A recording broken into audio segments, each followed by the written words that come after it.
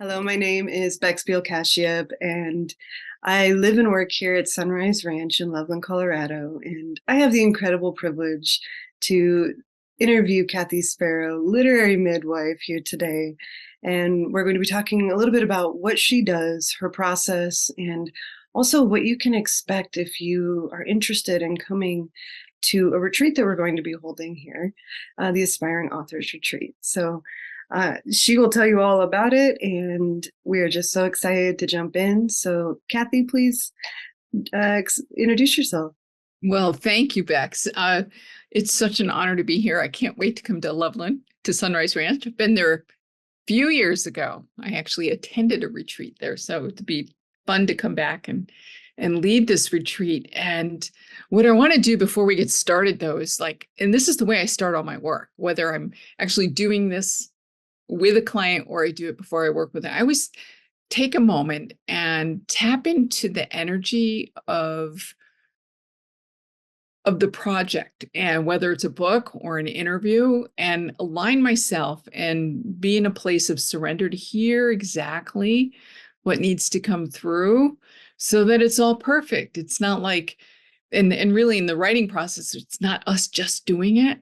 It's like we're listening and allowing ourselves to be the channel. So that's what, that's what I affirm for today, that we're going to be talking about exactly what needs to come through for the folks who might be interested in coming to spend a few days with us in October.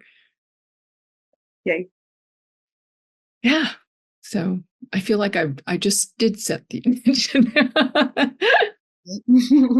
Wonderful. Okay, well, let's just jump into our interview. Yeah. So, Kathy, can you share with us what inspired you to become a literary midwife? And can you also explain what that title means to you and what it should mean to us? What is a literary midwife? So a literary midwife is someone who helps others birth their books, because it really is a birthing process. It's a gestation process, that takes a little time, takes patience, and there are frustrations, sometimes more than not. And I really hold space for my clients to move through that process of writing their book and giving them guidance, so that when the baby is birthed, we can all celebrate. And I do celebrate. Oh my gosh, when a client has a book, they hold it up and show it to me. And very often we're on Zoom. It's like, it's just a joy. And it started probably about 20 years ago. I'd been writing. I started my career as a freelance writer, doing personality profiles, and worked my way up to editorial positions in both magazines and books. And people would ask, what do you do? And I'd say, well, I'm a writer. And I'd hear, oh, I've always wanted to be a writer. And I heard that time and time again. And I went, oh, okay, pay attention. Something's being asked of me. So I started putting out my shingle as a writing coach. And the term literary midwife came to me it was gifted to me. I didn't come up with it. I was describing what I did at a retreat, and somebody who was sitting next to me said, "Oh, you're a literary midwife." And I went, "Yes." So that's how it came about, and that's what I do. I really hold space. Yeah, I hold space and give guidance. Yeah, I love how you were talking about the gestational process. You're seeing someone through the entire thing. Yeah, and it's really transformational too. I truly believe as we write, it's cathartic for us. We're writing, we always write about what we know, whether we fictionalize it or create a nonfiction, self-help kind of book with it. I think it gives us a chance to step back and go, oh, that's what I learned during that moment in time, right? And so it's very cathartic for ourselves. We do grow through the process, and we're changed, right? It's totally, we're different people by the time we get through a project. Wow. So, what is your philosophy about writing books? in So, general. yeah. Well, I believe if we have an idea, well, I'd really like to write a book, and this is what I'm thinking about. It's not our idea. The universe has tapped us, right? Spirit, God, universal being, whatever you want to call your higher power. It's like we've been charged with a mission. And our responsibility is to say yes. And I know from experience, then when we put it on the back burner, it haunts us. It follows us, right? It just keeps coming up, keeps coming up. And so um, I think it's part of our purpose. When we get an idea to write a book, I think it's part of our purpose for being in the world. Mm. May not be the entire purpose, but it's part of. So I just have to ask you a question about it because it's coming up in my mind. So if it's part of someone's purpose and you're the literary midwife that is there to ensure that that is carried out, wow, just like that, I'm just kind of sitting here amazed. That's such an incredible combination to have somebody come to you that's like, I have something and I don't know how to do it. And for you to be able to step back and surround them and hold it. Yeah. Yeah. And it also becomes my responsibility too. Mm. So when I see clients stumbling or having doubts, it's like, yeah, they come up. Our doubts always come up. For some reason, it's like every doubt and fear we ever have comes up when we're writing a book, right? And I experience it too at times. Every time I up level, go to a next level in my writing, different genre, there's a fear that says, who are you to be doing this, right? And part of mine comes from being, going into high school and having my guidance counselor tell me I never be a writer. He asked, what do you want to do when you grow up? And I said, well, I want to be a writer and I'm interested in the theater. Well, he never even touched the theater, but he said, he looked right at me and said, you'll never be a writer. And my mother's sitting next to me and she says, nothing. And so I was totally deflated. Luckily, that calling inside of me didn't get totally doused, right? It that spark remained, and it was probably 10 years after that, I began writing, and I sent a piece into a local community arts paper, and the editor called me up and said, I can't use what you sent me, but I want you to write for me.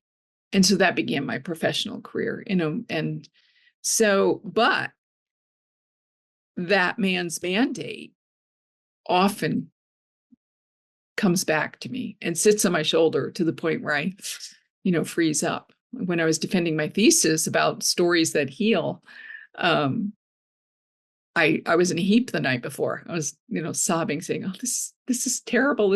I'm not a writer. I don't know why am I doing this?" Blah, blah, blah. Well, the next day I defended my thesis, and I was told, "Well, this is dissertational material, not just thesis material." So, I think we can get sidetracked by those. And so what I do is when I hear my clients have those fears, I'm here to go, that's just, you're being stretched, and it's scary to be stretched. And it's vulnerable.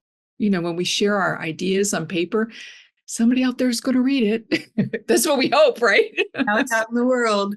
So you were touching on doubt, shame, fear of criticism. I just personally, I have a feeling that that's not a unique thing, right? So this retreat that you have put together, you masterfully put it together to facilitate somebody to actually overcome these obstacles and give birth to their creation. So who would you say that this retreat is actually designed for? I would say it's for anybody who has been thinking about writing a book and hasn't started, or has started writing a book and stopped and started and stopped and started and stopped. I think there's something about writing community and also getting away from your everyday surroundings. I'm very disciplined. This is my life. I live a writable life. I live the life of a writer. I get up in the morning and I'm writing. I, right up until even when I'm watching TV, now that I'm screenwriting, it's like I'm watching stories and watching how they're unfolding and watching this camera angles and watching how they do things. So it's like writing is my life. But I think for people who, have other responsibilities, that it's good to get away and be surrounded. And part of not only are we going to touch on the practical, so the subtitle of the Aspiring Authors Retreat is Jumpstart Your Book, 5 Ways to Overcome Overwhelm and Confusion and finally begin writing. So we go through all of that, but every day we're going to set the space. I will lead us in a meditation where we, it kind of, when I feel that, when I set space for myself before I begin writing or before I work with a client, I can feel that I've got this mantle of light and love around me. And it's all a matter of trusting and listening. And so we'll be doing that every day. And there'll be meditations to overcome writer's block. Look at where that fear comes from, And one of the first things we'll do is in setting the stage, the very first day, we're going to look at what idea we have, where that idea came from, why we believe we're the ones to write about that idea. We're going to look at audience, who they are, how we're going to help them. And we're going to look at how our book will change their lives, touch their lives. And I really believe that our books, when we're tapped, it's like the universe wants us to go out and help somebody else on this earth. And we don't know who they are often. Sometimes I get to hear people say, I read your book and oh my God, I love it. Or you've said everything I believe there. But often I don't know who's reading my stuff, right? And we don't know whose life we might save. And, whether figuratively or literally by showing up and really doing this. So we're going to look at how our audiences might be impacted. Then we're going to look at how our lives might be impacted. So this is not just a writing workshop. This is like kind of a combination of spiritual process work coming together with how to consciously give birth to your creation. Absolutely. On paper. Yeah. So the last piece is we're going to acknowledge what obstacles might get in the way. Because if you can name the dragon, you can slay the dragon. If you say, I was told by my guidance counselor, I'd never be a writer, we're going to look at that. If we're going to say, I don't have time, I've got this going on, we're going to look at how we can schedule that time. Because, earlier today, it was kind of interesting. I thought, I don't have time to do yoga today. Well, in between appointments, put on my yoga pants, my mat is on the floor, and I did 11 sun salutations. I'm going, you know what? I can get a few more in today. So I left my mat out. It's like the same thing with writing. We can 15 minutes. Oh, I'm going to leave my document open and just go spend 5 minutes looking at what I wrote yesterday, right? It doesn't need to be hours. In fact, most people can't, we don't have the focus to write for a really long day. I can go good probably 3-4 hours of straight writing, and then I go into edit mode. But that's because I've been doing this for a while. So I think you really touched into something valuable for people, because one of the big things, like an objection that I hear from artists from all different walks of life, is I just don't have the time to invest. But you do. Right. You think about restructuring, and that's an obstacle that comes up. You touched into something that I want to ask you about more too. You talked about how your process involves tuning into the energy of the person you're working with. Can you explain how you do this, and just like a little bit more detail about how you do it and how that helps them to bring their work to life? So really what we're doing is tapping into the energy of the project. Because I really believe every project has a life force of its own. And I help my client get there. Think about that. Some of them I do it overtly. Other times it just, if their background isn't such where we can have that. Most of my people, though, I think have some spiritual background, because it's what I attract. And really the process is me, out of my practice. my meditation, my prayer time, my yoga time, taking care of myself, making sure my vessel is as strong as it can be. And that element of surrender, really being willing to step aside blend my ego, my technical expertise with that spiritual guidance about that project. It's like the project really is in charge. And when I have a client that I'm working with, I'll most of the time speak this out loud. And often we will, at the very beginning, take a moment. Okay, let's just put everything aside and just feel the essence of what wants to come through us this day. And what happens if our conversations are just kind of, they flow. If there's a place in the manuscript that doesn't feel quite right, we're able to work through that. So I get to spend my day kind of in a meditative state all day, which is kind of cool. I mean, that's writable right there. Yeah. So, I mean, I was just about to ask you about what role spirituality plays in this process, but you're already talking about how it's kind of one and the same. It's not really separate. You're bringing your essence and your substance and sharing it with people. Yeah. It's truly amazing. So then, from like to piggyback on that, can you describe what it's like to hold that kind of space for an author as they're going through their process? Because there's going to be hills and valleys and moments of divine inspiration and then moments of, I don't know how I'm going to finish this, right? Yeah. Yeah. And there is all of that. And I'll feel that too. Like, if there's working on a project now, woman's got an incredible life, right? Very inspiring. She's an older woman, doesn't let anything stop her. She travels the world by herself. She's been to both ends of the earth. And to get her to give me more details, right? That's a valley. And especially if she says, I'm not happy with the way this is going. It's like, me neither. I need more details, right? And so there's that. But for me, it's like, okay, this is just an opportunity to get her to say more, right? And so that goes back to the being willing to add more detail and be vulnerable and go, gosh, this is what I was feeling during that time, right? And um, so that's a valley, but the peaks are, those celebrations. Each chapter is a celebration. Even just getting the outline is, wow, I can see where it's going, right? And even at that point, as we're going, it's going to shift and change. And my job is to go, okay, that's all perfect. Especially, I think that, it's like I wait for it now. There will be some point in the process where the client will go through something and it's perfect for the book. So it's like in an academic term, it's called primary research. So you get to go live it. So then you get to write about it.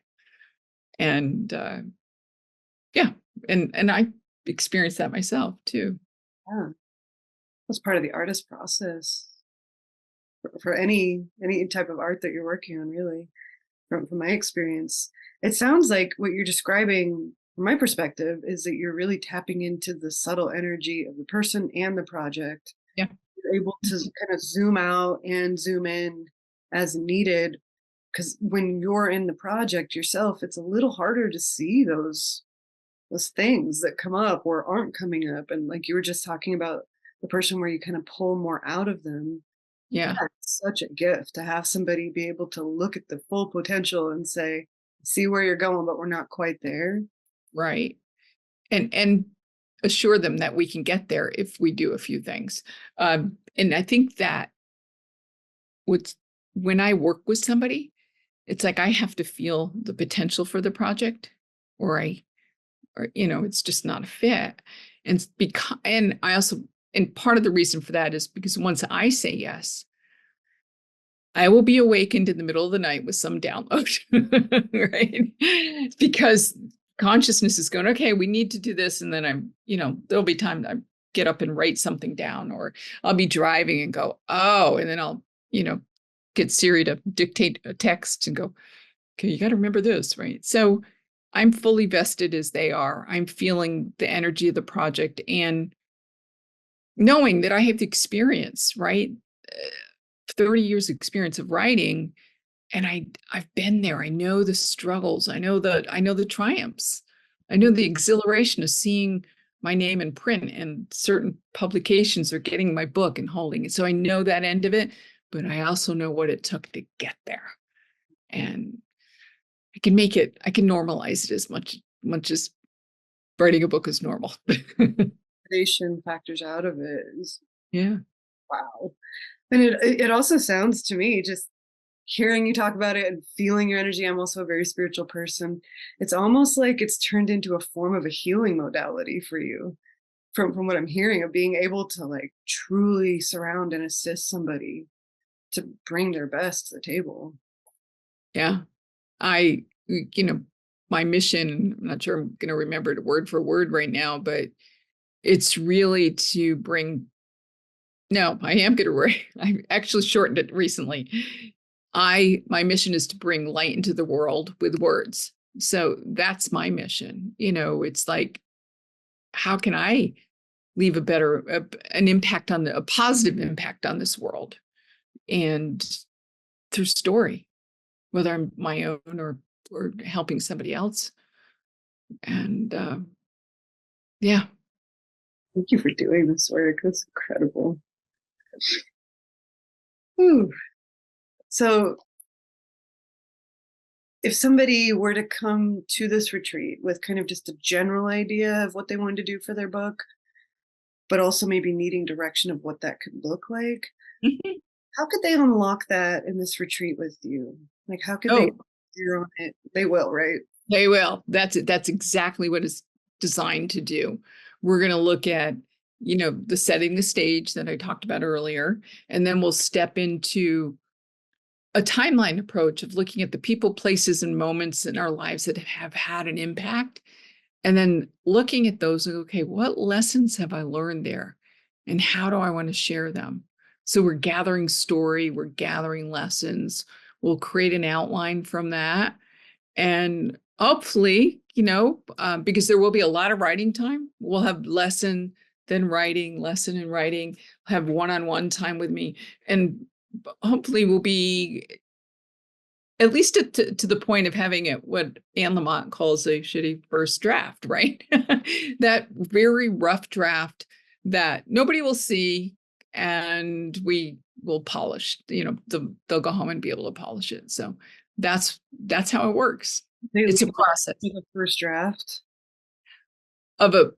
just of a chapter, not the whole book. Still, that's quite a start if you're sitting in your house going, I don't even know what to do, but I know it wants to be done. Yeah. We'll at least get through the outline, and in what I call an expanded outline process, which is really kind of the rough draft. And if somebody really spends a little extra time, it's likely they could get the first draft of the chapter done, not the book. I think that's what I've heard from other people. Like, I know some writers in my life, that's almost the hardest thing to start, is just getting going, right? Yeah. So you mentioned the person that you worked with earlier, who you said had this incredible life and had kind of some blocks around documenting some of that. Could you talk about a memorable experience where your spiritual guidance significantly impacted an author's journey? Like, where your spiritual guidance allowed something. Yeah. So I can say it was probably a moment in almost every client's project. There was one point, a book that I was working on, and I realized we had the manuscript about there, but I was looking at it going, all right, this isn't it. So I dismantled it and I reworked it, and spent a day with the client going deeper into story. We needed more of his personal story in there. It was a little too surface. So, he had to get real and like open up the heartstrings a little bit. And so that was pretty cool. And did you just feel it like in your heart that it wasn't right? It was just, Oh yeah. Yeah. There was just like, this is, I feel it, like if I know something's not right, it's like, okay, this isn't right. And, that's where too, sometimes my technical expertise, when I want to go in there and like get it done. It's like, okay, no, and I've learned really slowly. I mean, I still kind of get tripwire. If there's a deadline that I think something's going to get done by, I'm like, oh, we're not going to make it. But there's always a reason. There's always a reason we're not going to make it. Like, oh, expect to get this book done by, and there's that reason, and I can feel it. And it's usually when I need to have the client go deeper. I need more answers. We need more here. I don't understand this. What else? What are you really trying to say here? And that takes courage, right? And so I'm really coaxing them to pull back the curtain a little more. And it takes courage from you also to be able to share that about someone's creative work. yeah, yeah. So you'd probably like, there has to be a relationship there. Oh, this work doesn't come without having a relationship. It's like so personal. And but we spend almost a year I have one client been working together for 9 years. We wrote her first book, and we've been working on marketing her. She goes out to speak and does workshops, so I help her with all of that. And she's getting ready to write her second book. So, it's a long time, and 2-3 years is kind of normal for everybody else. Mhm. It's not a quick process, and it is a relationship. We get to know each other. Um, So how does the building relationship part of things come in when you're in a workshop setting with other participants together? They're kind of like a cohort where they're working together with your guidance. How does that work with that kind of container? that works because I come in very approachable Mhm. and share. I share my journey.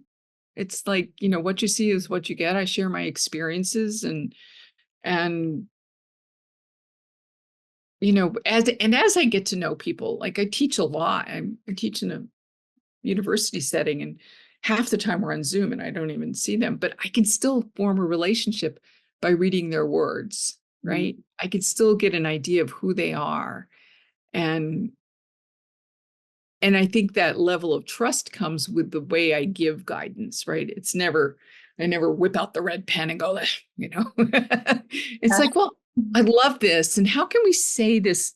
How can we add more detail, right? And I'm not harsh at all, when it comes to that. And I think it's like anything. And this is coming to me now. It's like, I got to say this. Our When we have an idea for a project, we need to build a relationship with that project, with that idea, and nurture it. And so as we're working in workshop, I'm got 30 people. I'm nurturing that relationship with them and their idea. So there's a synergy. It takes a lot of energy, but it's fun. I thought this is probably a lot of energy. So we're going to be holding this retreat that we're talking about here at Sunrise Ranch. Mm-hmm. I've lived here for years, and I'm aware that there's been several books written here. I know it for myself, there's just this like incredible creative energy always flowing here. How does the environment that we have to offer here, you've been here for workshops too, how would that enhance the spiritual aspect of the workshop for someone? How would it nourish them? So one, the space we get to work in, right? And also when we break away, there's so many nooks and crannies that people could go off and find some quiet time.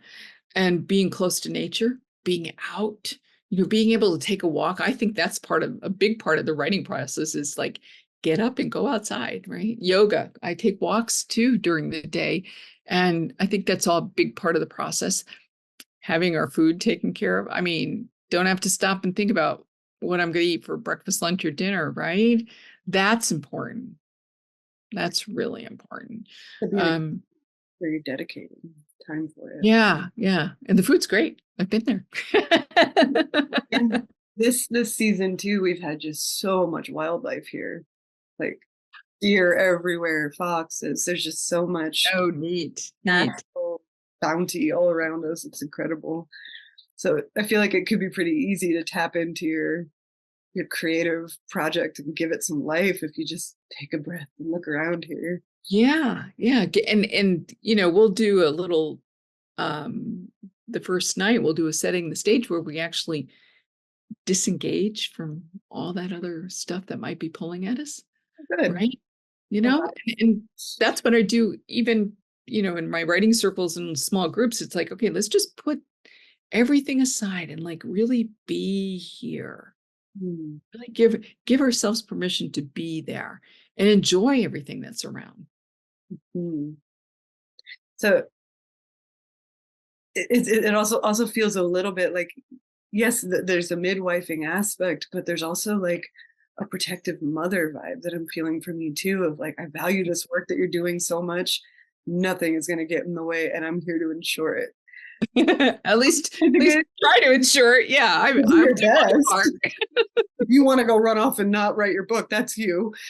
But I can't recall, is it 5 days the workshop is? Yeah, we arrive let's see, the 9th is a Thursday, right? Yeah. And then we do Friday, Saturday, no, wait a minute.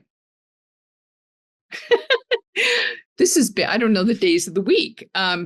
We arrive one night, and I'm going to look real quick here and see. It's essentially like a work week. We arrive on Wednesday night. I was going to say something. Yeah, so we arrive on Wednesday. That's the opening ceremony in the evening, so people can come earlier. In fact, I encourage it. Come early. Said I'll be in there the day before, actually, getting settled in. But then Wednesday night we're going to do the setting the stage, get to do some icebreakers. So we're writing Thursday, Friday, and Saturday. So we're going to have morning sessions, afternoon sessions, and evening sessions. So it's full. And that doesn't mean people are going to be sitting and listening to me constantly. Like I said, we're going to have some teaching and some writing, and then, times for walks, to go do yoga, eat really good food. And yeah, then we finish on Sunday morning and that'll be the time where we celebrate what we've accomplished. We acknowledge what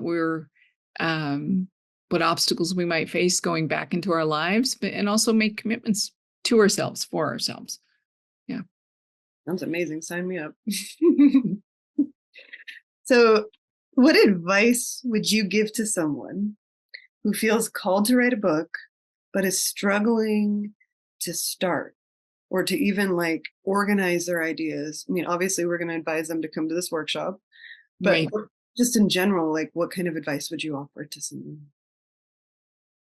I think what's coming to me is most important is to start a practice. It's really like meditation or yoga. It's like, once we set up that practice and show up at a certain time every day, it's like it becomes automatic. It's like, oh, okay, I just poured my coffee. It's now time to write, okay, or whatever it is, right? So I think that even just 15 minutes a day, just journaling, this is what's on my mind. Or even with the question is, what is it that wants to come through me right now? What is it I need to know right now? And just start that practice of being able to listen. And I think summer is the perfect time to do that, right? And in fact, I'm doing a 40-day Words of Your Soul writing for well-being of body, mind, and spirit, free. And every day there's a prompt. And yeah, I know it's designed to help that practice, to either build that muscle or develop it. Hmm. So that's what I would say. Just write, just give your, and I also think that having a special place and space to write, whether you write on your computer or you write on a journal, and have a special place, just make it special. It's like ritualize it. Yeah. Yeah. Yeah. Good space for it to come through. Yeah. For me, I have to clean up my kitchen first thing in the morning. The kitchen I have to put all the dishes away, and it's kind of a strange, but that's my ritual. It's like the kitchen has to get cleaned up. I got my supplements out for the day for myself and my partner. And then it's like, okay, now I can go sit. Now I'm unburdened. I can. Yeah. Yeah. So when people are coming, okay, so if someone was going to come to this event, you would advise them to start following that kind of directive, to Yeah. journal and start getting it flowing for yourself, even if it's just like free flow, whatever wants to come out. Exactly. If they were to start doing that and then come be a part of a writing community, how would that work? Let me see how I want to phrase this. Excuse me. What is the benefit of working in a community atmosphere as you're creating something and allowing something to be created through you? Yeah. You're not alone. Mm. Right. I mean, writing can be daunting and lonely because we are sitting in our computers, right? But having a community that you can share, like, I have this idea, or even just sharing with other people, participants, I had this fear about coming here, right? Like, who am I to be writing this book? All those things that come up, right? It's good to be able to voice that with people who are also doing like-minded, activities. So that's important. And the other, being in that environment, you're not going to get to go off and go do your dishes, right? Or, I mean, you can, I guess, like if you go in the kitchen and help, but for the most part, you're unburdened. You don't have to take care of things that are daily distractions. You can really show up and give yourself permission and space to write. And And feeling. that jumpstart, you get a big, it's a big leap into the project. It's not like writing on a Saturday morning for 2 hours and coming back the next week and writing for 2 hours. That, um, especially in the beginning, that can be it's like, any practice. If you want to run a marathon, you're not going to go out and run that marathon right away. And that first block is kind of, when you start running, that first block is kind of, oh, I know that. Yeah. So this is designed to really jumpstart the process, really infuse some more energy into it so that when they go home, it's easy. It's already like, oh, I can't wait to get back to it. Right. So that Saturday morning practice of writing, or Sunday morning, there's some momentum behind it already. So in the workshop, within the community atmosphere, like let's say some participant is like, I feel like a total fraud writing about this. What makes me think I have the authority to say this or whatever? Is it common for other people in the workshop to be like, no, it's great, you should definitely do this? Like, other people reflect to each other? Yeah. Oh, absolutely. Yeah. We'll have reader feedback time. That's Okay. part of the process. Yeah. Helps to smash the objections as well. Absolutely. Yeah. So yeah, not just me giving feedback. We'll learn how to, I'll guide the process of reader feedback, group feedback.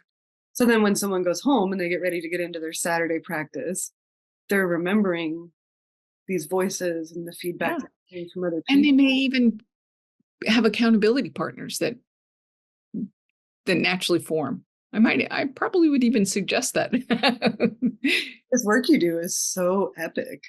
It feels like just such healing work for people to be able to like, I've got this. I'm strong enough to. Yeah. I think that what's coming to me now is like many of us feel unheard Mm. in the world. And I think when we give ourselves permission to write, we're actually listening to ourselves too. We're giving ourselves a little bit of our own attention, and that validates the process in and of itself. That makes total sense. Yeah. So then you're there as their encouraging voice and Yeah. helping and cheering for them while also being willing to say, "Hey, you're doing great. That didn't work though. Let's." Yeah. It's same way. Yeah. I think we need both, right? And love. I feel so much compassionate, loving, kind energy from you. I can only imagine when you're actually holding space for somebody, how you just drop in. Yeah. Yeah. I mean, I have clients who will text me and say, I'm having a hard day, or, you know, and, life events, they'll share it with me, and they know they can. I get choked up thinking about some of them. Right. And it's like, and I'm there for them for those moments too, knowing that they'll come back to the book, right? It's not a complete derailment, it's a disruption that we'll get through. It's not just about the book, it's also about their process. Yeah, it's about them. Yeah. Yeah, it's not a transactional process. It's a relationship. And Can you say more about that? yeah, it's like, whoa. I get a little choked up. I mean, I really care for my clients. I think about them a lot. Because we're not just working together for a day or 2 days, or even with the retreat, all of those people are going to be part of my circle of, and I'm going to be thinking about their projects long after we leave sunrise, and whether it's a blessing or a curse, I hold people in my heart when I work from. I had once had somebody say, I don't know how you do the work you do. I would not want to be in your heart, but I would not want to be in my heart. Right. It's like, because this is what I do. This is what I've been tapped to do. I write and I hold space for other writers to overcome their fears and their doubts, or somebody else's mandate that said one client, I've just started working with her, and she said, my sisters told me I don't have a voice. And it's like, okay, we're going to change that. Oh, Right. So I'm helping her oh, find her. you do. Yeah. Um, yeah. Yeah. It, like I said, it's, and if I don't feel like I can be in a relationship with the person, like really hold space for them, if there's some disconnect, I won't work with them. It's like, it's got to be good for both of us, because I do care a lot. Sounds like you're putting out quite an invitation for people to come as they are and to be real and raw and vulnerable and open and Yep. receive love, receive encouragement, receive some structure, and some Right. dedicated workspace and time. Uh, is there anything that we haven't covered so far about your work that you want to make sure is mentioned? I just gotta be honest. I am like, my heart feels so open talking with you about this. You provide this incredible vibrational surround Thank you. just in conversation. Oh. I